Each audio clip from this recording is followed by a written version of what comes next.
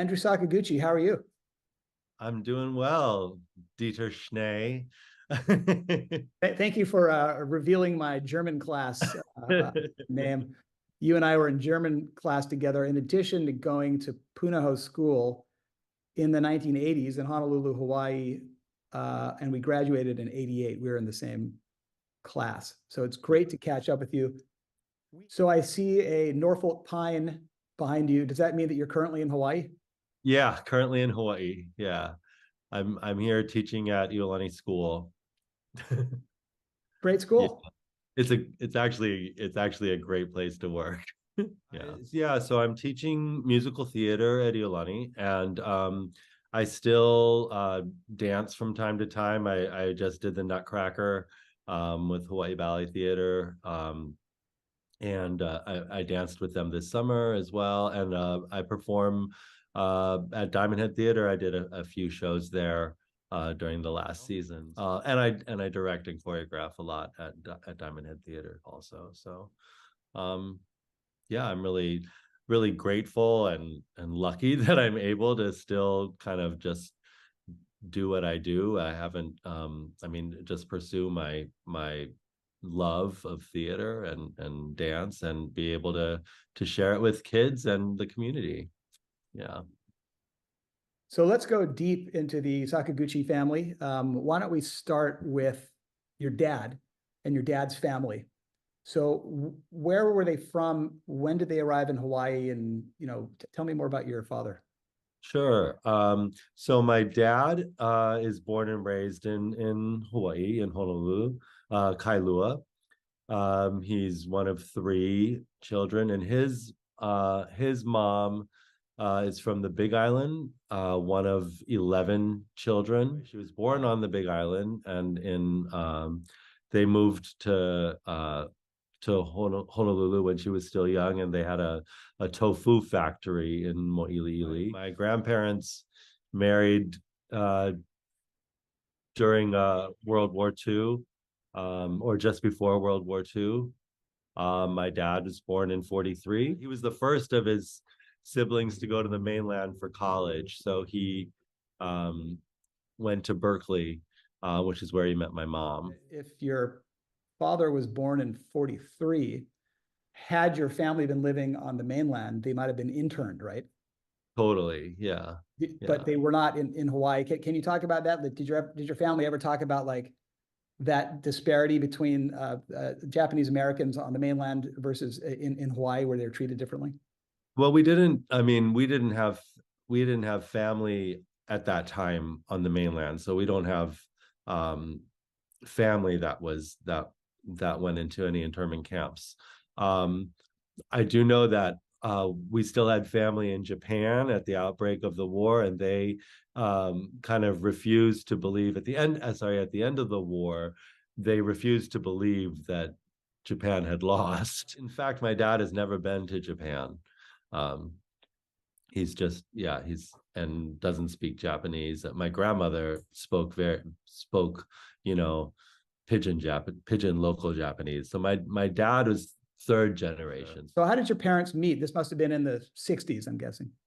Yes. So yeah, uh in the like around 67, 68, they met. Yeah, so it was the height of, anti-war demonstrations at Berkeley, and they were yeah, and totally, the flower child hippie rebellion time of Berkeley in the 60s. At the time my mom was born, um, my grandfather was a student at Berkeley. My grandmother was his young bride. She was 16 when my mom was born. And so she had four children by the time she was 24, 25. And so my grandmother, my mom's mom, her dad actually was born and raised in Hawaii. He went to St. Louis. He is born in 1900, and his siblings as well. So even though my mom didn't grow up here, there was a Hawaii connection. And while she was in college, my mom came over to work at Mokuleia for a couple summers, kind of thing. But she was a student back at Berkeley when she met my dad. I think they were more aware of their being being an interracial couple when they moved back to Hawaii. My mom was, you know, super aware of being the only haole person in the family, and this huge, you know, again, my grandmother came from 11 brothers and sisters, and they were, so there was this huge family of Japanese people, and my mom was the only haole person, you know. So she was definitely, for our entire lives while they were in Hawaii. My parents are in back in Berkeley now, but for, you know, my entire childhood, my mother was super aware of being a haole woman with a Japanese name. You know, Are there stories of your mom first meeting your dad's extended family? Did they welcome her, or were they a little bit like, oh, geez, we sent this guy to college on the mainland, he comes back with his haole wife? Yeah. I think they welcomed her, but she was still different. You know, that I was the first grandchild, so you know, there was a lot of buzz around that. I just think my mom just never got super comfortable being in Hawaii. As the first grandchild in a large family of that generation, you must have been quite a star, or you must have got quite a lot of attention from the extended family. Yeah, I was fawned over a lot. Yeah, definitely treated well. Well, now you're a very artistic person, and your younger brother, who I believe is a lawyer, but who I was in a band with, also is an artistic person. Were Yeah. either of your parents very artistic? Well, you know, my parents are liberal, both very liberal, so they encouraged a lot. They kind of encouraged us to do whatever we wanted, and you know, always just sort of uh didn't push us to do anything in particular, just sort of noticed what we were interested in and encouraged it. When I was 3 or 4, we moved to Maui, and my dad was working for one architectural firm, and then went to Kapalua. But at that same time, my mom was a police officer. She yeah, she's one of two women who were the first women hired to the police force in Hawaii. So she was like arresting people? Yeah, totally. Yeah. Yeah, had a gun. Hands behind your back. That was your mom. That was my mom. Yeah. You know, where did you get your interest in performing, in music and dance? Where did that come from? What were you exposed to that made you think, I think I would be good at that, and I think I would enjoy that? When we moved to Maui, we when we first moved there, we lived in this house in Kahului. We shared this big house with this family, and the eldest daughter in that family was doing a play at Baldwin High School, and we went to see her in this play, and I was just smitten. And she was cast in another play, and it was The King and I, and they were looking for children. I was a child in King and I was 5 years old, and I was like smitten. I wanted to do every show I could. I would make my mom take me to the library, so I could listen to Broadway cast albums. You know, in those days, you could go to the library and take records and put them on a record player and headphones and just listen to them there. And I would do that. There was like this book of 6 Rodgers and Hammerstein musicals, and I would read those scripts over and over again. So yeah, I was passionate about it from a really young age. Do you remember a particular musical or work of music that you listened to at that age where you're especially blown away? Well, you know, I just loved overtures of these classic Broadway musicals. I loved that these overtures had snippets of songs from the whole show, but they were orchestrated in this really, you know, magical way where you could, you know, sort of, if you knew the music, you could relive the show. And and but it was so grand, and this lush music. From a very young age, you kind of decided what you wanted to do. Yeah, I mean, I didn't know that. That's just all I wanted to do at that time, you know. I didn't like see it as a life path, but it definitely was all I was interested in. I played dress up all the time, you know, and played with dolls and dress up and music, and so I danced around the house all the time. I made Daniel, you know, act out things with me, and What kinds of characters would younger brother Daniel be made to play at your oh, house? always supporting, you know, always supporting me. And I was always the diva. I would have you know, I would take blankets and tie them around my waist to make huge skirts, and put pants on my head to make wigs. And In perhaps another type of family in that era, the parents and probably most likely the dad might have said, "Son, that's not what boys do." yeah, pretty So much, I'm sure. But my parents just let me do whatever. Yeah. We built this, my parents built this house in Lahaina that had like a a big hallway, a big room, just lots of space for me to dance around and play music really loudly. I don't know any like gay men who I'm friends with now who had this experience of being allowed to dress up and dance around the house, and you know, and pursue whatever they wanted. well, because you were this closely watched oldest grandson, did any of your extended family kind of say anything like, Andrew's a little bit off the beaten path?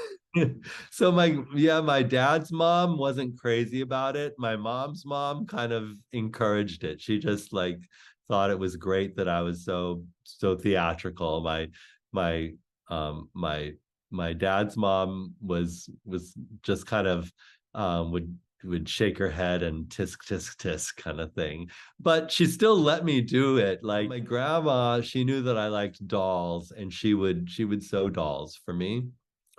Not as not she would sew dolls for my girl cousin that were much nicer than the ones that she would make for me, but she would still let me have what I wanted. I was spoiled, you know. So Let's talk about when you entered Punahou. How yeah. old were you, and what were the circumstances that led you there? I came to Punahou in freshman year. I went to the Waldorf school to eighth grade. I started doing shows at it was called Honolulu Community Theater at the time. It's now Diamond Head Theater.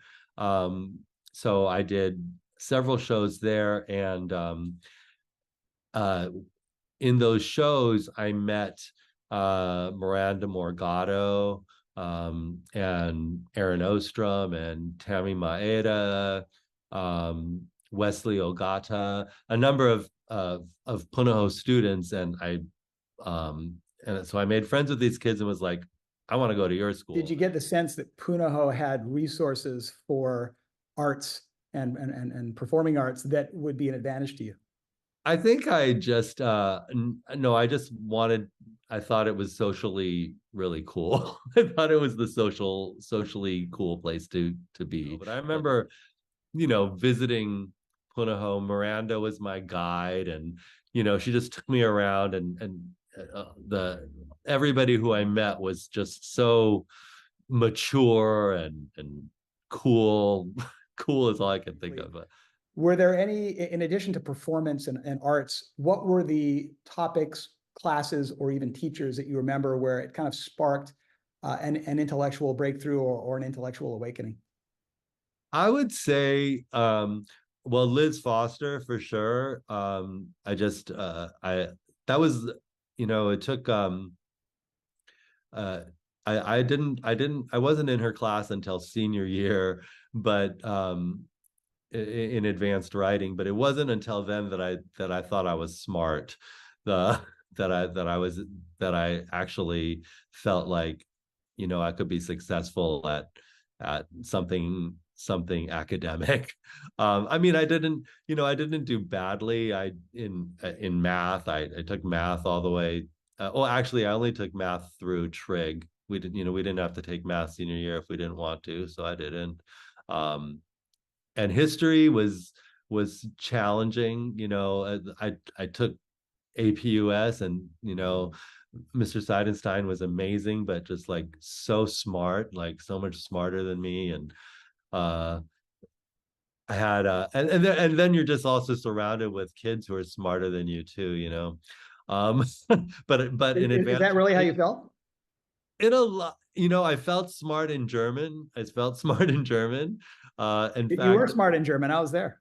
I I actually like I a lot of the way I am as a teacher is like Frau Naylor. Like I will shout at kids and just be really like not shout at them in a mean way, but just be very theatrical. You know how she's just always like Dieter Schnee and whatever. We all had you know I think I scare kids with this bombastic personality that is a lot like her. um and then, well, chorale, of course. Well, that was that was a great place to that was where I really found myself at Punahou, was being part of chorale. And I was lucky that I got to join chorale in 10th grade. And then of course I danced also at Punahou a lot. So Just briefly on chorale, maybe you could give us a quick story.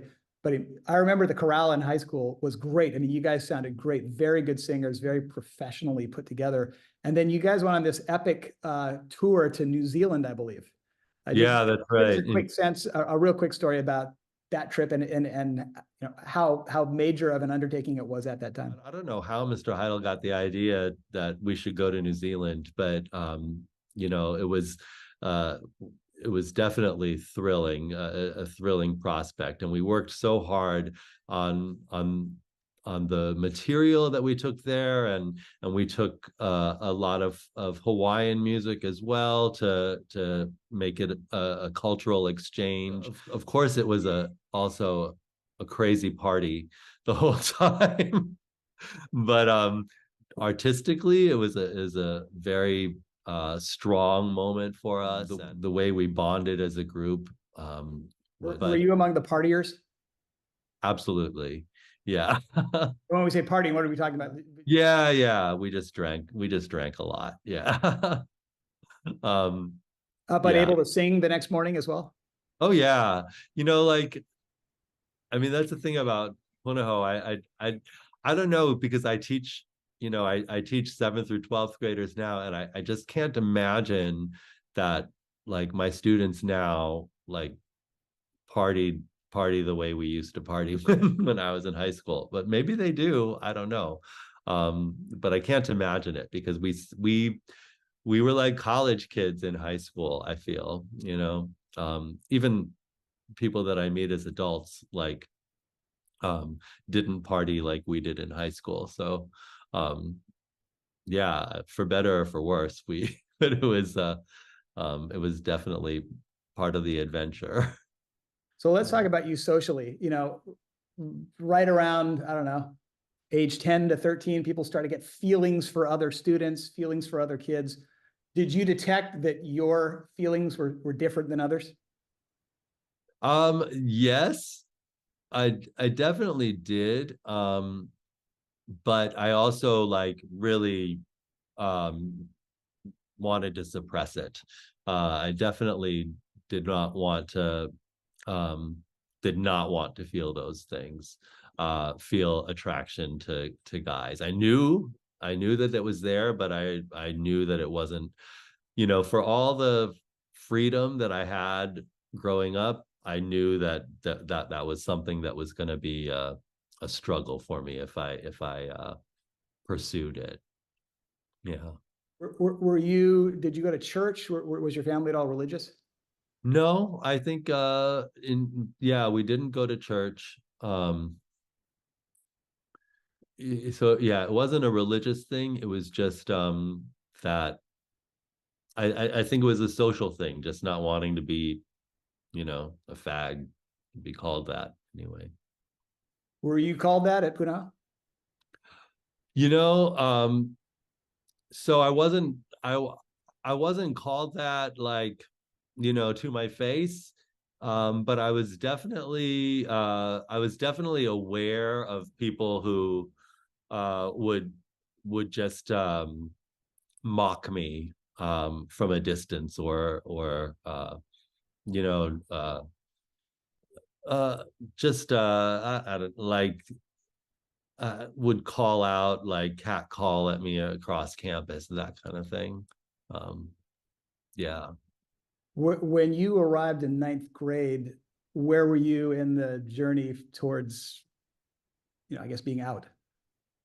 Okay, well, I was nowhere near on the journey. I mean, I was not uh yeah, I was not close to being out. But it's an odd thing because I guess uh because I was a dancer, and because I was very visible in many ways, um on stage or whatnot. People have said to me since high school, like, oh yeah, I just always thought you were just so flamboyant and so comfortable with yourself. And I did not feel that way. um I tried to have girlfriends during high school, and tried to have that lens about me, even though, and so I didn't I had so the first time I had a relationship with a guy was senior year. It was like halfway through senior year, and he was an adult. He was in his 20s. He was a student at UH. And and so at that time, and it was a very short relationship, it was about 2 weeks, but it was my first sexual relationship. And I told my close friends about it, and they were all like, yeah, no kidding. But you know, I, I didn't not, I don't know that I thought that I was fooling anybody, but I just, I don't know. I think I repressed it so much that I just was in denial about it for a long time. Um, Well, yeah, I can tell yeah. you that I also remember feeling, at least after high school was done and I just had more awareness of you and just people, that you did seem comfortable and unashamed of who you were. Yeah, I think I was unashamed, but I just didn't like attach a sexual identity to it. I think I was just kind of not not really aware. So I was kind of being myself and not realizing that the uh what it all meant, you know. Well, I mean, I can tell you that at the time, you mentioned, the F word, the other F word. Me and my friends were using that all the time. Oh yeah, Not necessarily directing it at people, but just throwing it around just for fun. And right. I wouldn't be surprised if I and many other people said it all the time, and you heard it and probably felt, I something mean, off. it's definitely, well, it's still, it still persists that, like, oh, that's so gay is still a thing that people will just say and not really think anything of it, but actually, it does it is a microaggression. Can you think of any, in retrospect, maybe funny or lighthearted moments from your efforts to suppress the real you that you could share with us? Oh, um, I mean, the thing is, like, I always had these girls friends that, I mean, like Gabe Hammond, who I'm still super close to, but and we would uh there were, we we would always be, all of the girls who I was close to, would we would have these like really physical interactions on campus where, like, I'd pick a girl up with her legs wrapped around me, and do lewd gyrations and what have you. um And that no one asked me to do that. I can do. that's the thing is like I would get, I mean, you know, the most beautiful girls on campus would Tino Horii and Carrie Inaba would hang out with me and dance with me. Tina and I would perform these love duets at school dances and stuff, and like nobody could like figure, and I just thought like, wow, people must be just jealous, so jealous of me that I get these girls all over me, and everybody's just like, those girls are only all over you because they know that you're no threat to their to their safety. But yeah, I mean, that was I didn't realize that it wasn't fooling anybody, I guess. you know I had I also like, you talk about like people using the F word all the time. And like, like one of my closest friends, like all the time would just be like, what are you, some kind of a fag or whatever, but it wasn't like an attack, but it's definitely a pejorative. Um, and at the same time, he's one of my friends who I came out to in senior year, and he was like, yeah, dude, that's so cool, whatever, That's so there great. was That's great. there's like a lot of lightness around it. It was no big deal to any of my friends who I came out to at the time. um I wasn't sure that I was really out. I told them when I had a boyfriend, and then when we broke up, I didn't pursue any other boyfriends until after high school. But um everything that was really confusing in high school got clearer a lot later. I guess that's the summation of that thread.